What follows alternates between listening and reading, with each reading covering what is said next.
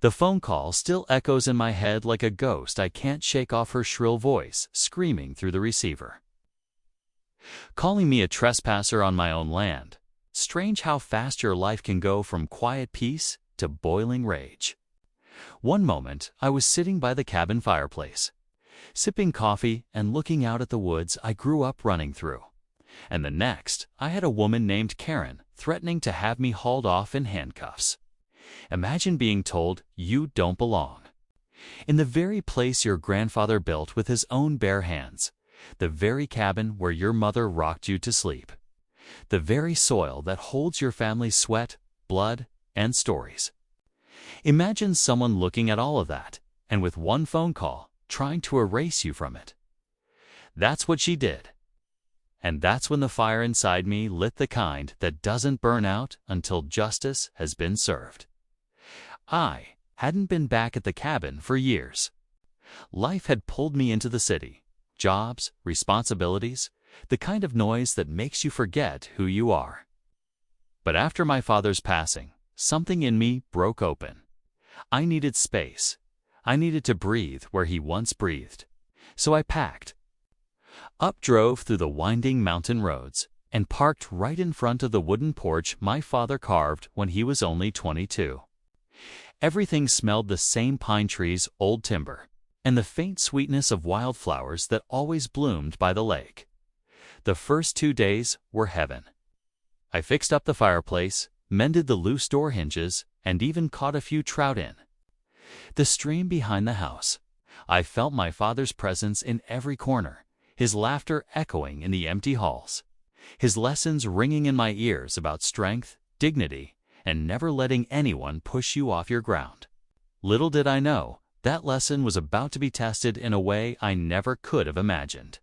On the third morning, just as the mist was clearing from the lake, a silver SUV rolled up the dirt road and parked in my driveway like it owned the place.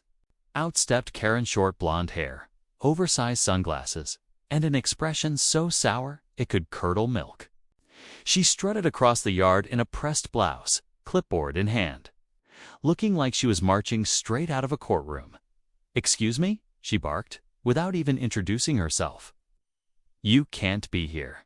This cabin is under HOA regulations, and camping on this property without approval is a violation." I stared at her for a long second, confused, then amused, then a little angry. "Camping?" I asked. "Ma'am, this is my cabin. My family's owned this land for over a century." Karen gave a tight, mocking laugh, the kind people use when they're trying to cut you down without a knife.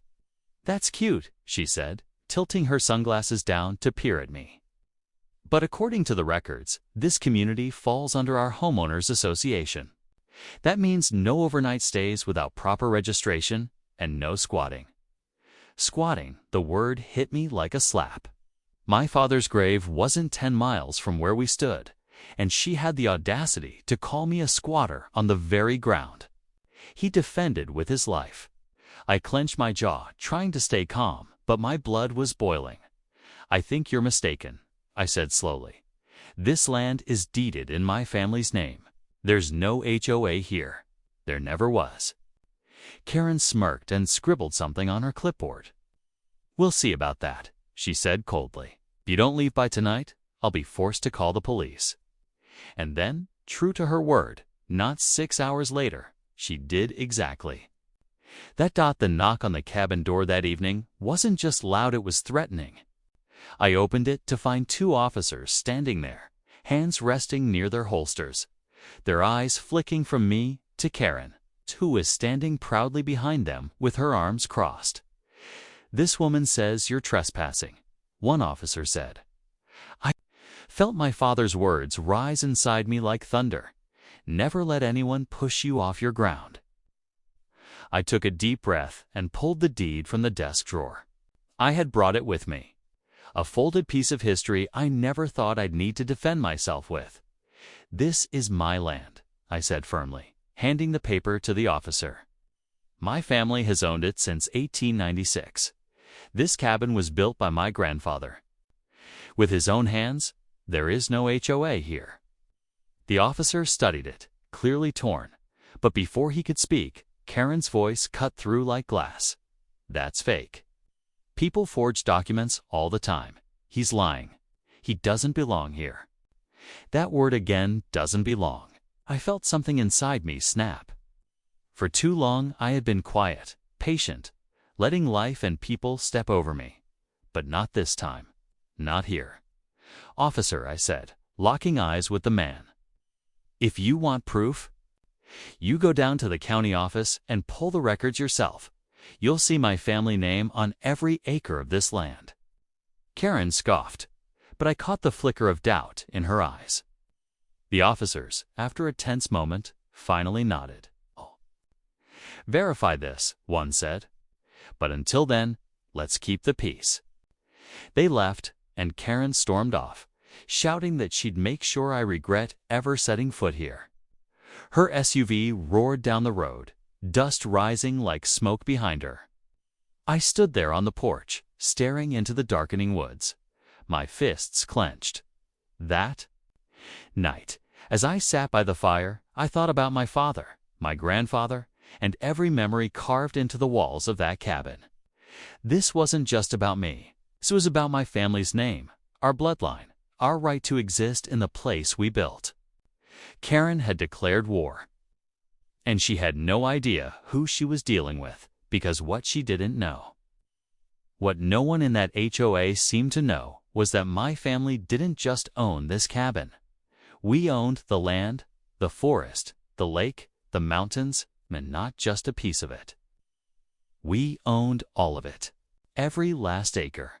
I didn't just own a cabin, I owned the entire county, and soon. Karen was going to find out exactly what that meant. Sleep didn't come easy that night.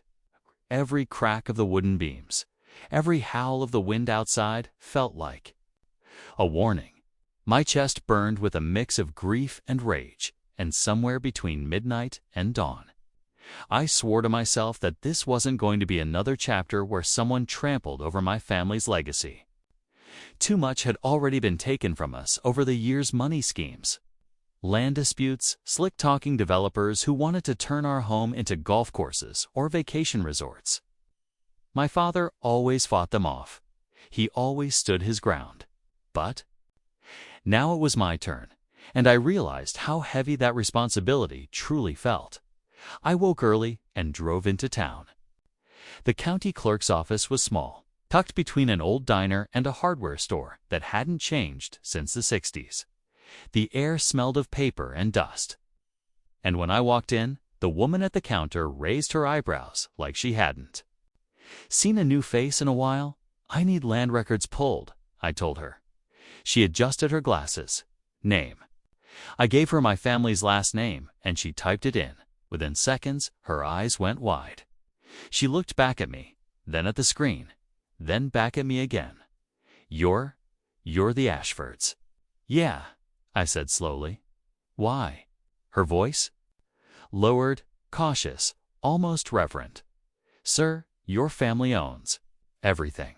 Every plot, every parcel in this county, except for government buildings. It's all in your family's trust." I nodded. "I know, but someone from a so-called HOA showed up at my cabin yesterday, called the cops on me. They're trying to say I don't belong there." She scoffed, shaking her head. "There isn't a single legitimate HOA here. They've tried for years, but the county charter blocks it. They can only enforce rules if the landowners consent, and Welson's your family owns everything. Their association is nothing but smoke." My jaw tightened. Smoke, lies of fake HOA built on threats and intimidation. They weren't just coming after me. They were conning families, newcomers, people who didn't know the history. My blood boiled hotter. "I want copies of everything." I told her, every deed, every record. "I'll pay whatever it costs." She nodded quickly, already printing. The papers came out in stacks maps with my family's name across them. Signatures of my grandfather and great-grandfather.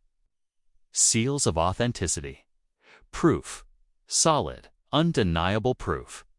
By the time I left, I had a file so thick it could break Karen's smug little clipboard in half. I drove back up the mountain with the sunrise painting the sky gold. And I knew exactly what I was going to do. But Karen wasn't done with me yet. When I pulled into the cabin, there she was again. This time, she wasn't alone. 3 SUVs blocked my driveway, their hoods lined up like a wall. A group of neatly dressed men and women stood on my lawn, arms folded, lips pursed. HOA board members, And in the middle of them, all Karen arms, crossed, wearing that same sour smirk that made my blood pressure spike.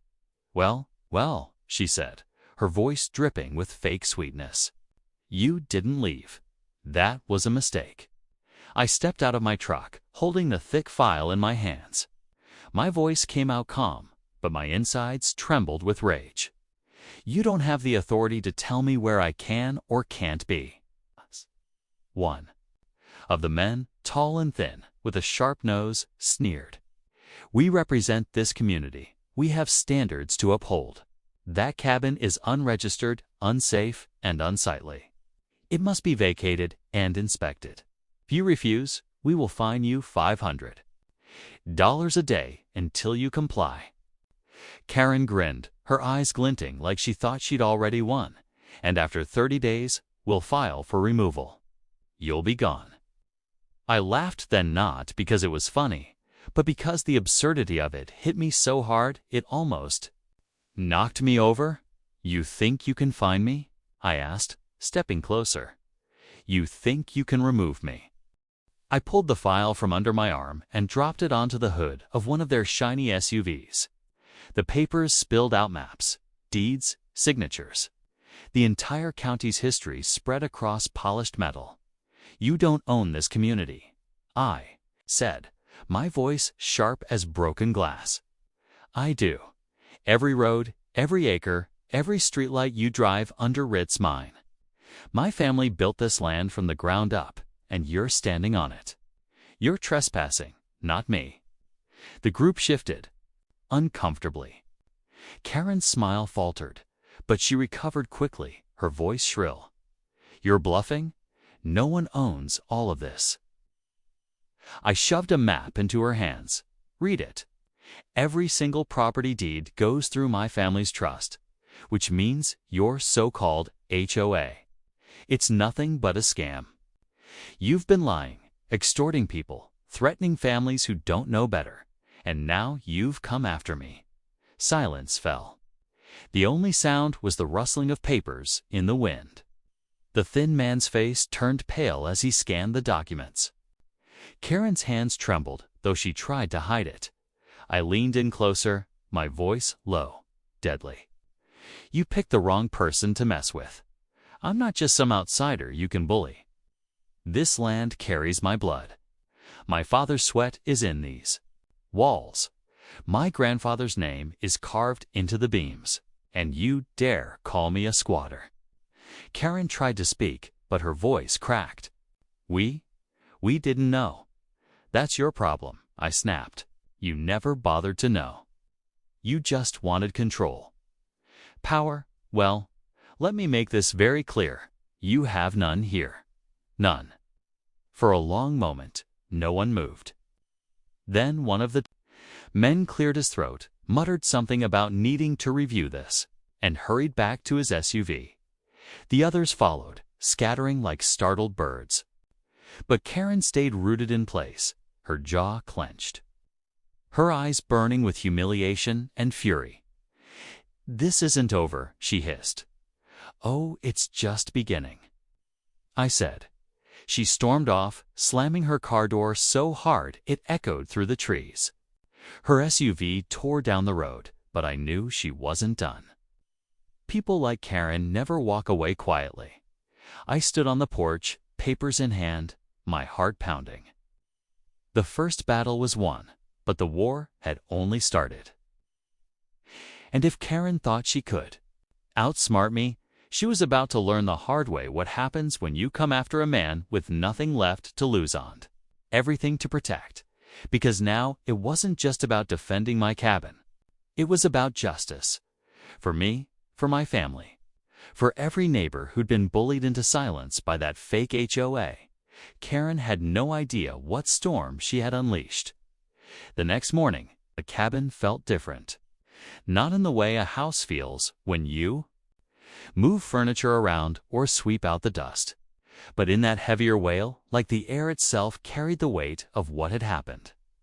Last night's confrontation still played in my head. Karen's eyes, the way her smile cracked when the truth hit her like a hammer. The fear she tried so hard to hide behind anger. I should have felt satisfied. I should have felt triumphant. But instead, I just felt unsettled. People like her don't just disappear. They regroup. They plot. And then they come back stronger, dirtier, meaner. I sat at the kitchen table with a cup of black coffee, staring at the worn wood my father had built by hand, and I thought of my mother.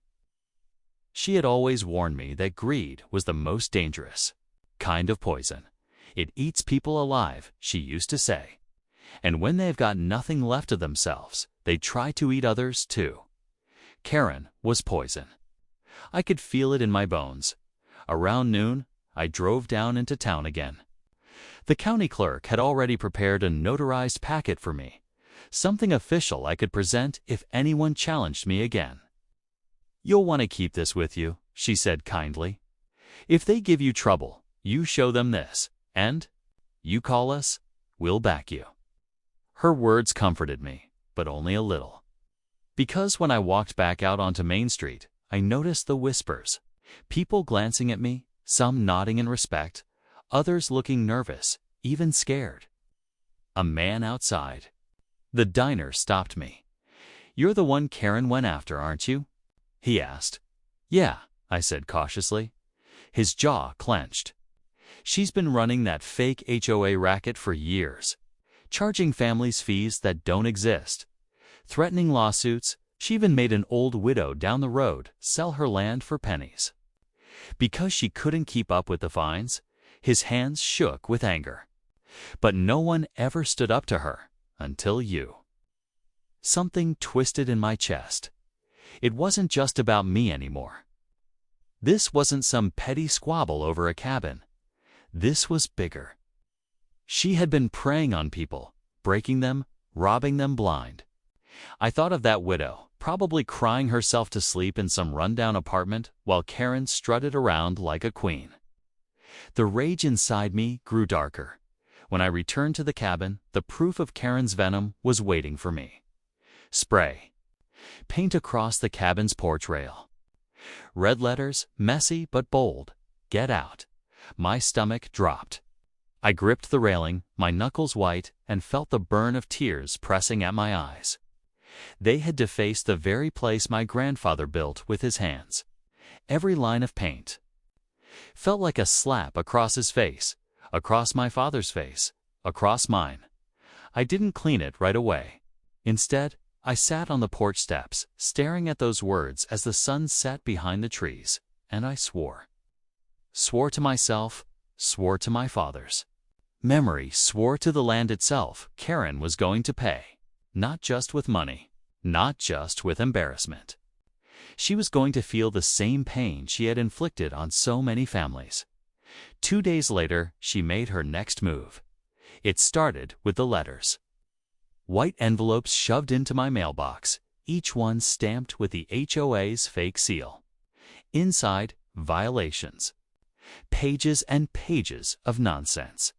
Fines for unapproved structural changes. Fines for excessive noise.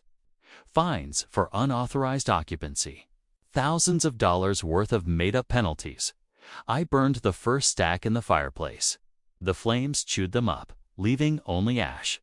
But the letters kept coming, day after day. By the 5th day, I had over 20 envelopes, each one more aggressive than the last.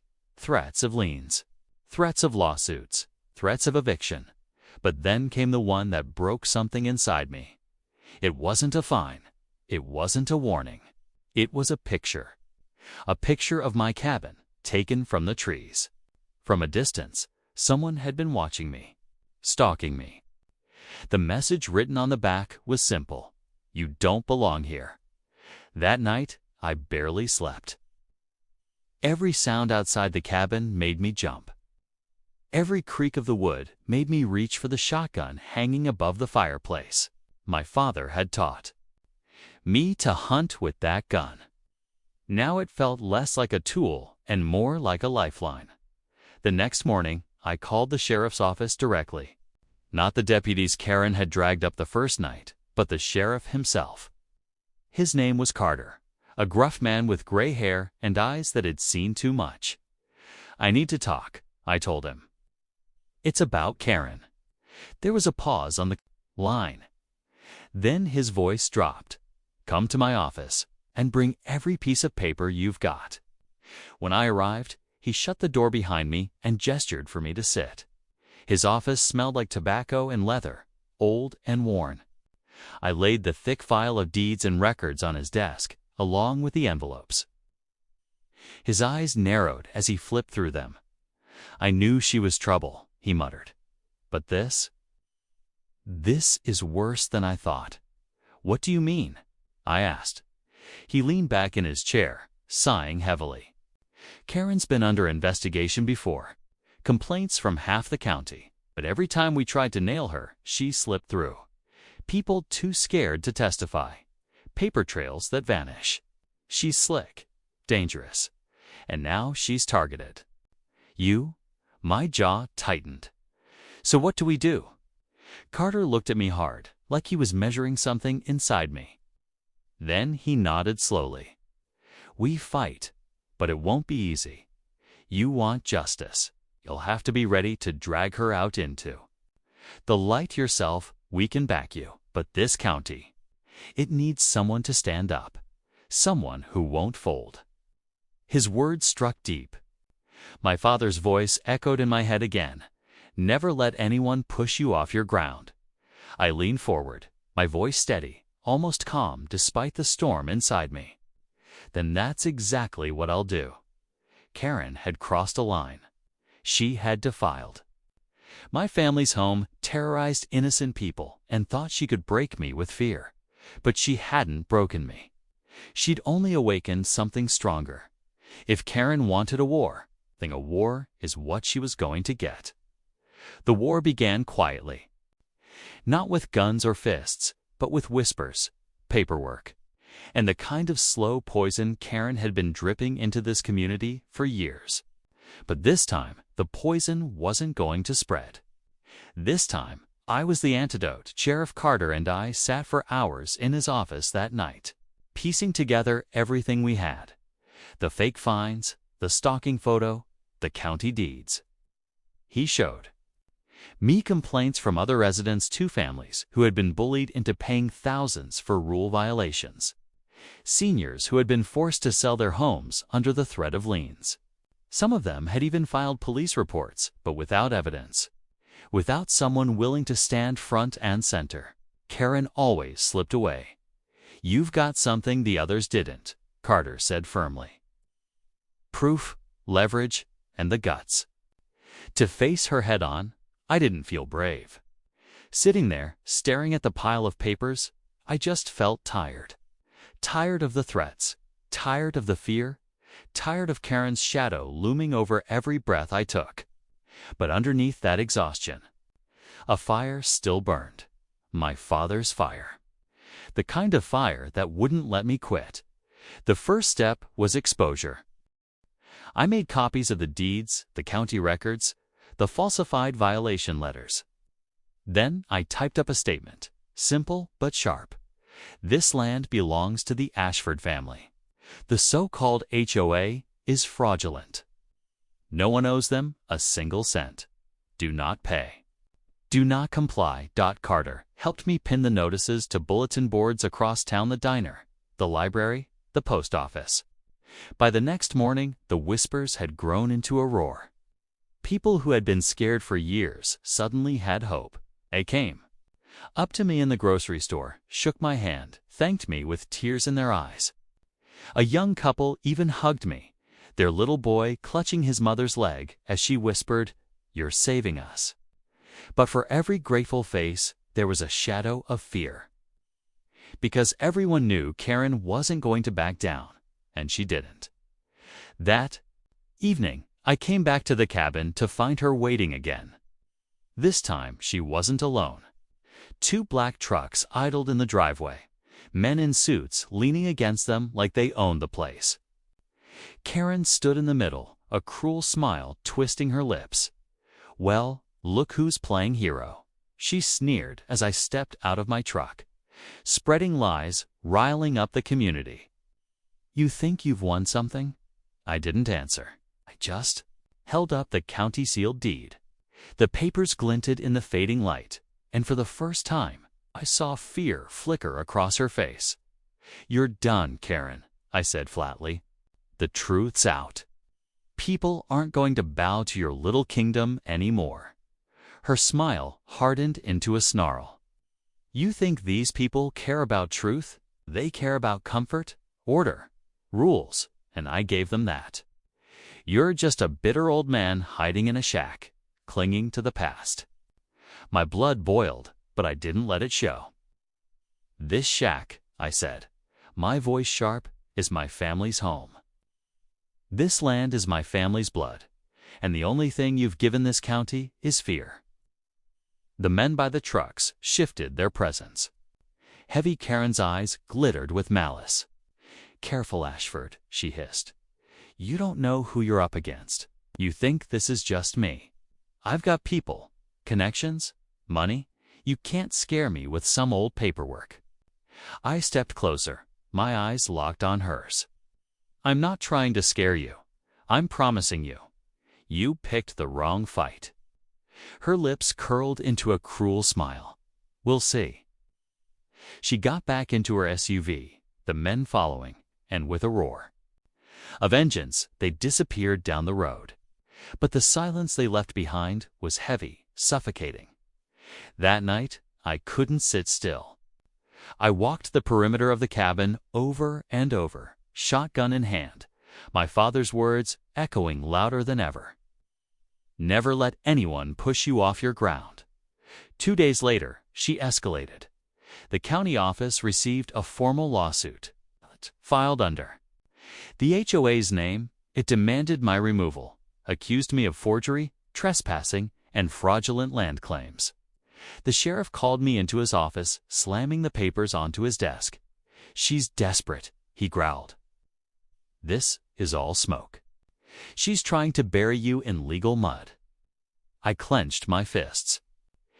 "Then we drag her into the light," and so we prepared. Carter connected me with a county attorney who knew the law inside out. We gathered witness statements from residents who'd been extorted, financial records from those who could prove they'd paid fines with no legal basis, and my family's trust documents.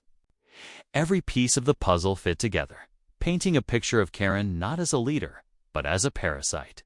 But in the middle of the preparation, something happened that nearly broke me. I was fixing the porch rail one evening when I heard tires crunching.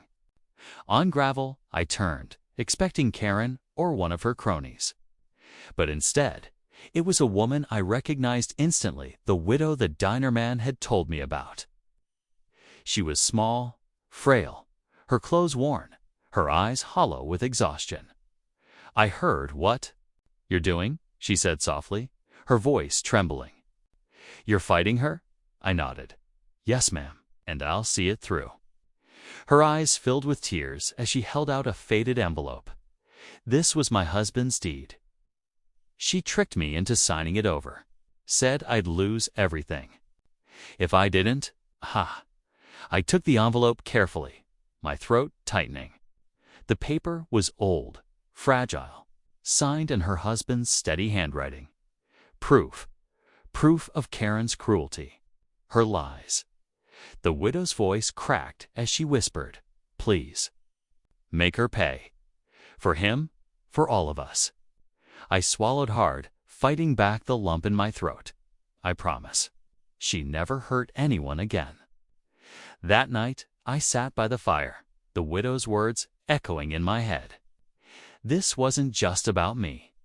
Anymore, it was about every voice Karen had silenced, Every family she had broken. She thought she was untouchable. She thought she could twist the law, twist people, twist the truth itself. But she forgot one thing. You can't twist the roots of a land that's been watered with generations of blood and sweat. And soon, she was going to find out what happens when you try. The courthouse smelled of old wood and dust, the kind of place where secrets lingered in the walls. As I walked through the heavy doors on the morning of the hearing, I felt the weight of 100 eyes on me. Neighbors, townsfolk, even strangers all packed into the pews like this was the trial of the year. Maybe it was. For them, this wasn't just about one cabin or one family. This was about years of fear, silence, and the false power Karen had, wrapped around the county like a noose. Karen sat at the front with her lawyers, 3 of them in sleek black suits. She wore her best clothes, a pearl necklace around her throat, her chin tilted high like she was already the victor. When her eyes met mine, her lips curved into that familiar, smug smile. But beneath the mask, I caught it, again fear. A crack in the armor, Sheriff Carter sat behind me, solid as a stone, his presence a silent anchor. The county attorney leaned in and whispered, "Stay calm, stick to the truth. We've got this." But calm was the last thing I felt. My heart pounded so hard I thought it might break through my chest. Images kept flashing through my mind, the spray paint on the porch, the stalking photo, the widow's trembling hands as she handed me her husband's deed. This wasn't just about legal documents, this was about lives. The judge, an older man with silver hair and tired eyes, called the session to order. Karen's lawyer went first, painting a picture so twisted it nearly made me laugh. "Your Honor, this man has been squatting on community land, fabricating documents to claim ownership. He has spread lies, incited unrest, and endangered the harmony of this neighborhood. The HOA seeks his removal and appropriate damages." Kira nodded along, her face the picture of wounded innocence. Then it was our turn. The county attorney rose, calm and deliberate. He laid the thick stack of deeds on the judge's bench. "Your Honor, these are official county records dating back over a century. They prove, beyond a shadow of a doubt, that the Ashford family owns not just the cabin in question, but the entirety of the land within county lines. Every acre, every parcel."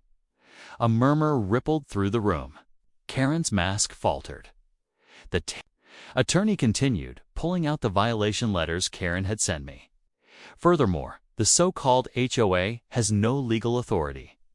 It was never established under county charter, never approved by landowners, and exists solely as an instrument of fraud. These letters, unsigned, unverified, and baseless, are evidence of extortion.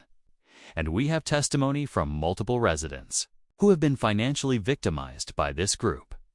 That's when the widow stood. Her hands trembled as she clutched her late husband's deed. But her voice, though quiet, carried through the courtroom. "They made me sell my land," she said, tears streaking her cheeks. "Said I'd lose everything if I didn't pay. Didn't know it was a lie. I lost the only home my husband and I ever shared." The room fell silent. Even the judge's face softened.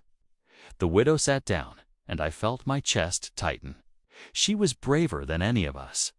Karen's lawyers tried to object, but the tide had already turned.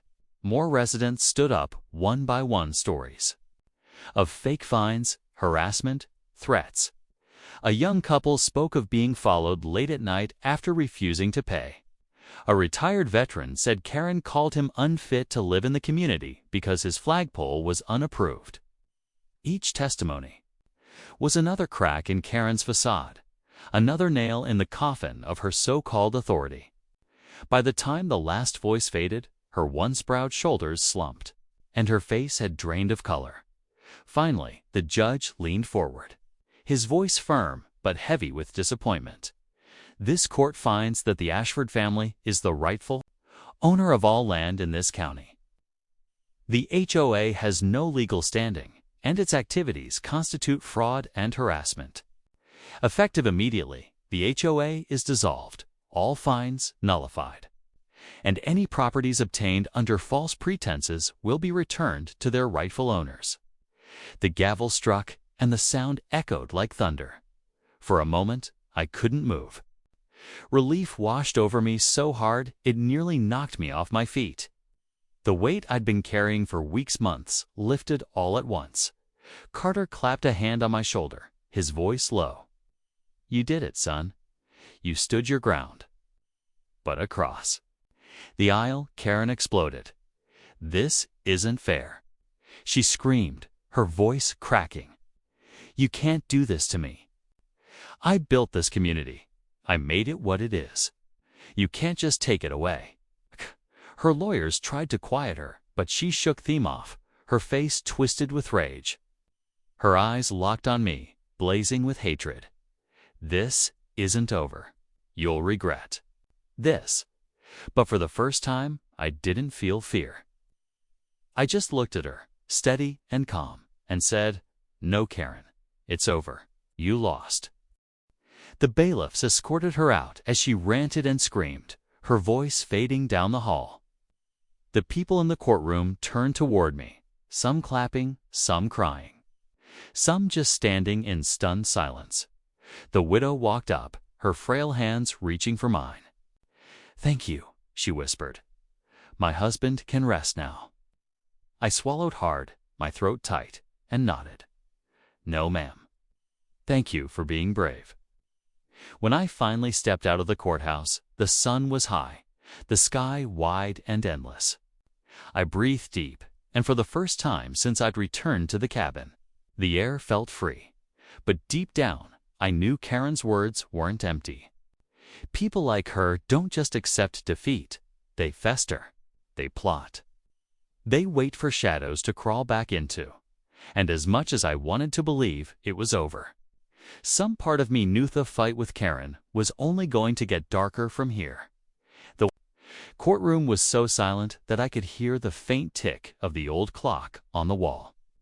The judge, a tall man with sharp features and a stern expression, shuffled through the stack of papers in front of him. Karen sat smugly at her table, arms folded, with that same arrogant grin plastered on her face. She had no idea that every word I was about to speak would dismantle the life she had built on lies.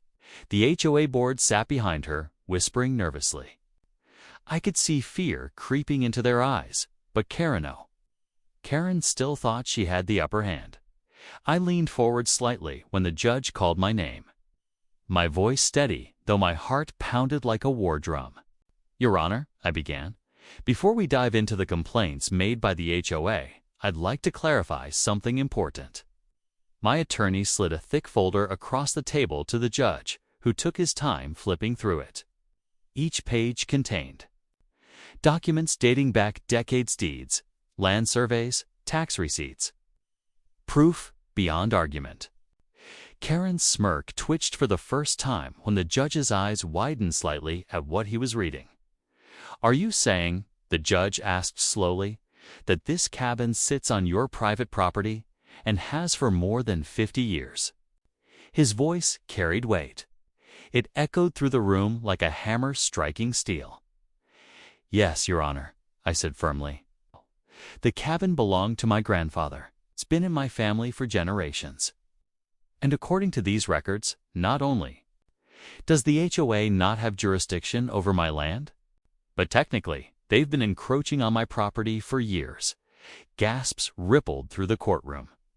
Karen's face drained of color, but she still muttered something under her breath. Trying to keep her composure, the judge turned his attention to her. "Mrs. Benson, is this true? Did your HOA knowingly include land in its jurisdiction that doesn't belong to the association?" Karen stuttered, her confidence unraveling. Your Honor, we've always considered that cabin within our community. It's disruptive, unsightly, and goes against our HOA standards." "Standards?" I interrupted, my tone sharp as a blade. Your standards nearly destroyed my family's legacy. You harassed me, called the police on me, tried to make me feel like an intruder on my own land. You talk about disruption. The only disruption here is the HOA trying to control something it never owned." The judge nodded, tapping his gavel. Lightly against the desk, "I'll review the records in full, but on the surface, it looks like the HOA has overstepped significantly." In fact, he paused, flipping to a section my lawyer had carefully marked. It seems several of the community amenities, like the walking trail, the dock, even the tennis courts, are partially built on Mr. Harris's land. Without his permission, the courtroom erupted. Voices filled the air, shocked, confused, panicked. Karen slammed her fist on the table, shouting, "This is ridiculous. He's making this up to humiliate me, to humiliate all of us." Her voice cracked, desperation leaking through. But the judge silenced her with a glare. "Enough. You will not disrupt my courtroom." Karen fell back into her seat, her face red and trembling. I glanced back at my family sitting in the benches behind me. My sister had tears streaming down her face. My uncle's jaw was clenched, his fists tight. For them, this wasn't just about land. This was about dignity, about finally being free from the years of Karen's torment. My chest swelled with both anger and relief. The storm that had been building in my heart was finally beginning to break. The HOA's lawyer tried to regain control, arguing that the community had invested heavily in improvements and that removing those assets from their jurisdiction would harm everyone. But my attorney countered calmly, pointing out that investment without ownership was nothing more than trespass. And trespass, when done knowingly, carried consequences. The judge listened carefully, his face unreadable, but I saw the way he lingered on the word consequences. When court recessed for lunch, Karen stormed out into the hallway, her heels clacking furiously against the tile. I followed at a distance, watching her pace back and forth like a trapped animal. She turned suddenly, eyes blazing, and pointed at me.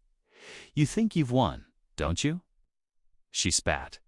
"You think some dusty papers are going to take me down? I built this HOA. I made this community what it is. Nobody gets to humiliate me in front of my people." Her voice echoed against the courthouse walls, but I stayed calm. "Karen," I said softly, "you did this to yourself. You've been bullying people for so long, you forgot that one day someone might push back. I'm not here to humiliate you. I'm here to make sure my family's legacy survives. And if that means tearing down your false empire brick by brick, so be it." Her face twisted in rage, but I could see the flicker of fear in her eyes. For the first time, she knew she wasn't untouchable. She muttered something hateful under her breath and stormed off, leaving me standing there with the faint echo of her footsteps fading away. By the time the hearing resumed, the HOA's lawyer had gone pale. The judge gave his preliminary ruling. The HOA had no authority over my land, and pending further review, they might face legal consequences for years of wrongful harassment and encroachment. Karen's shoulders sagged. She looked smaller, weaker, as if the weight of the truth had finally crushed her arrogance. But this wasn't over. Not yet. Because as the judge scheduled the next hearing, he made it clear, this case may open the door for financial restitution. If evidence shows the HOA knowingly trespassed, Mr. Harris may be entitled to compensation. Significant compensation. The words hung in the air like thunder. The board members behind Karen exchanged horrified looks, whispering frantically. Their kingdom was crumbling. As we walked out of the courthouse that day, my sister grabbed my hand. "We're finally winning, aren't we?" she whispered, her voice trembling with hope. I squeezed her hand gently and nodded. "We are. But the fight isn't finished yet." Deep down, I knew justice was only beginning to unfold. The HOA had tried to break me, but now it was my turn. and I wouldn't stop until every last stone they stole from my family was returned. Along with interest, Karen thought she was playing a game. But she had no idea that the final move belonged to me. The courtroom was silent, except for the faint hum of the ceiling fans. A sound that felt almost mocking given the storm that was about to break. Karen sat at the defendant's table, her arms crossed tightly against her chest, her face twisted in that same stubborn scowl she wore like armor. Her lawyer whispered to her, but she wasn't listening. She thought she still had control, that somehow she'd walk away untouched. I sat across from her, calm, collected, but inside my chest, my heart pounded like a drum of justice. Behind me sat neighbors, locals, even former HOA members who had seen through her lies and joined me. For months, I had gathered every scrap of evidence: fraudulent HOA fees, secret bank accounts, and records showing how she had siphoned money from hardworking families to build her own empire of control. The people she bullied now came to testify against her, their voices trembling but strong, fueled by years of silent suffering. When the judge called me to the stand, I stood slowly, every step heavy with meaning. I told the story of the cabin. It's my father's land. It's my family's history. How Karen had trespassed, threatened, and finally called 911 on me like I was some criminal on my own property. The judge's brows furrowed deeper with every word. I watched Karen fidget, her lips tightening when I mentioned the county records, her eyes darting nervously when I revealed the truth that I wasn't just the landowner. I owned the very county she tried to rule. Her lawyer objected, tried to twist my words. But the records spoke for themselves. Deeds, titles, transaction, logs, all stamped and sealed. I laid them out like daggers on the courtroom floor, each one cutting through the lies she had spun. Then came the witnesses. A young mother stood, tears in her eyes, telling the court how Karen fined her for leaving a toy in the yard, threatening eviction when her husband lost his job. An old veteran described how Karen mocked him for flying the American flag slightly off standard on his porch, charging him hundreds. Story after story piled up, each one painting Karen not as a leader, but as a tyrant. And then the sheriff took the stand, the very same sheriff Karen had once called to arrest me.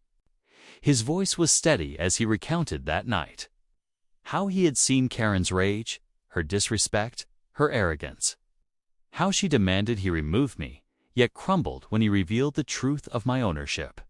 He looked straight at the jury and said, "That was the moment I realized this woman believed she was above the law. But the law doesn't bend for arrogance. It bends for truth." Karen exploded then. She couldn't keep her mask any longer. She slammed her hands on the table, shouting at the judge, screaming at the witnesses, calling everyone liars. "This county is mine," she shrieked, her voice echoing like a mad woman's cry. "They all obey me. He's nothing, just a fraud." But the judge banged his gavel, his voice thundering through the room. "Enough," he declared. "This court does not bow to tyrants. Mrs. Simmons, you are guilty of fraud, extortion, harassment, and abuse of power." The silence after those words was deafening. For the first time, Karen's face fell into shock. Her lawyer slumped, defeated.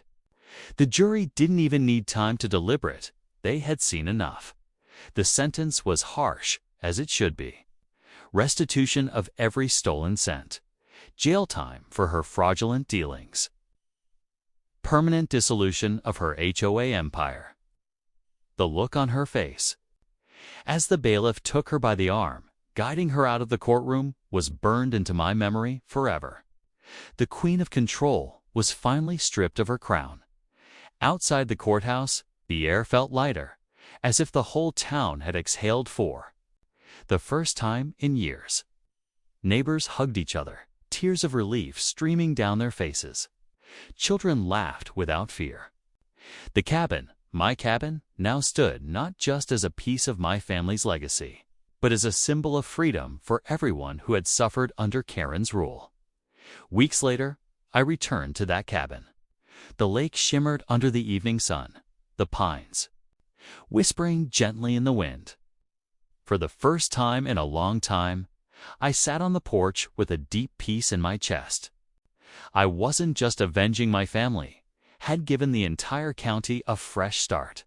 And as I looked out at the horizon, the memory of my father's words returned.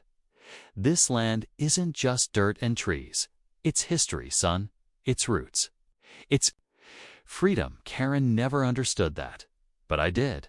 And now the whole county finally did too. The story ended not with Karen's screams, not with my anger, but with something far more powerful: healing. The people she broke were rebuilding. Families were smiling again. And me. I finally let go of the hate because revenge wasn't just about punishment. It was about justice. And justice had been served. So when people passed my cabin and waved, I'd wave back with a quiet smile.